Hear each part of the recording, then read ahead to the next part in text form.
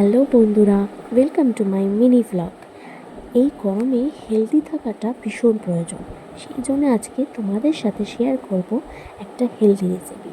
ফার্স্টেই সয়াবিনটাকে নুন দিয়ে বয়েল করে নেবে।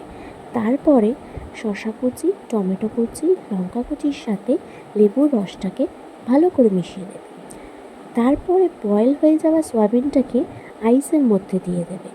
আইসের মধ্যে দিলে সয়াবিনের যে টেক্সচারটা সেটা খুব ভালো থাকবে, প্লাস যে কাঁচা গন্ধ সেটাও থাকবে না, এবং মুখে দিলে একটা সফটনেস তোমরা ফিল করতে পারবে। এরপরে আমি অ্যাড করব একটু বিট নুন, একটু নর্মাল সল্ট, একটু ব্ল্যাক পেপার। তোমরা চাইলে ব্ল্যাক পেপার আর লঙ্কাটা স্কিপ করতে পারো। এরপর আমি অ্যাড করব একটু চেরি, একটু পিনাট, একটু কিশমিশ। এরপরে সয়াবিনটাকে একসাথে মিক্স করে নেব।